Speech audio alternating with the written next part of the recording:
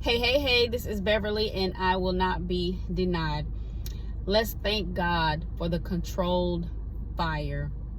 I was talking to God about something that happened, and it was like devastating, right?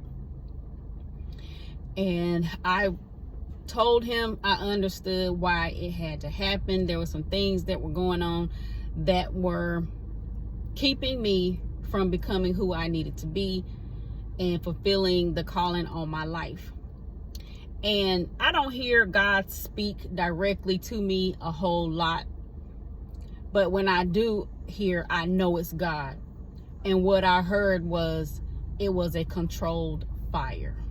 Ooh, I could have just took off running because I knew what that meant. I saw an image in my head when he said that of a fire being burned, but somebody watching it to make sure it doesn't get out of control. Specifically, like when I was younger, I grew up in the country, and I grew up like in the 70s. And people, when they had difficult parts of the grass in their yard that just wouldn't grow right, like crabgrass and just funky types of grass that made the yard look bad, sometimes they would burn the grass in a specific section, and they would put just a little bit of gas or a little bit of kerosene on it and light it, and it would not be like this blaze. It didn't look like a barbecue pit. It really was a really small fire, like barely had a flame, a lot of smoke. It was really smoldering, and they would stand and watch it to make sure that it only burned in a certain area. They would have like sand nearby to kind of kick over it to put it out when it was going a little too far or it was time. They had water, so that's what a controlled fire looked like to me. That was the first remembrance or first experience of watching a controlled fire. And when God said it was a controlled fire, talking about my situation, it made me realize that when we have things that we need to stop doing, when we have people in our lives that we can no longer associate with because they are not good for us or they are hindering our success, and it's beyond our control to get out of the situation, God will allow a controlled fire, meaning something significant, maybe even devastating, will happen. And it might drop you down to your knees. It might make you sit in the corner and rock, but it will not destroy you. He set the flame. He has the parameter set.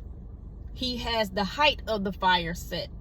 No further than this, no higher than this, and the time of the burn will end at its appointed time. It's still going to be smoldering. It's still going to be smoke, but once it's extinguished, the place of the burn will be significant. But when it's time for the grass to grow back, or so to speak, it's going to be better. It may even be better than the spots around it, but it's going to be better. It'll be more conducive to grow more things. The grass will be more fertile. So we got to look at the thing that we have gone through that almost took us out. The people who are no longer in our lives that were no good for us. We got to look at them as part of the controlled fire. Once the fire is put out, we're going to be more conducive for growth. We're going to be rid of the thing that was holding us back. We're going to be rid of the people that were holding us back. And when we do grow, we're going to be greater. We're going to be stronger. We're going to be brighter. We're going to be smarter. We'll be able to help more people. Because when the controlled fires was taking place in the from what I saw back in the day, people doing their yard, that very same spot could have been turned into a garden. That may have been the purpose of it. Whereas it was just something to look at, hard to cut, hard to maintain. It will now produce vegetation that will help people to live. and even produce crops that could be sold. You know what I'm saying? So right now, if you are in a controlled fire situation, just know that when it is all said and it is all done, you will be better for it. And it's not always for us to be able to say God did it and let that be that. Sometimes it's for the quiet blessings of other people. We are able to help somebody else. If we have people in our lives who are sucking us dry, like taking all of our resources, taking all of our energy, taking all of our self-esteem, we cannot be helpful to anybody else. Forget being helpful to ourselves. We can't be helpful to anybody else. But once those folks are gone, once you're out of that situation, you can not only benefit yourself, but you can benefit the next person. And it can turn into like a domino effect. You can fulfill your assignment with no excuses. So I just wanted to share that with you guys. And let's thank God for the controlled fire. All right. Thank you so much for stopping by. Be sure to release your genius, pull off the impossible every day. Remember, you will have whatever it is that you say.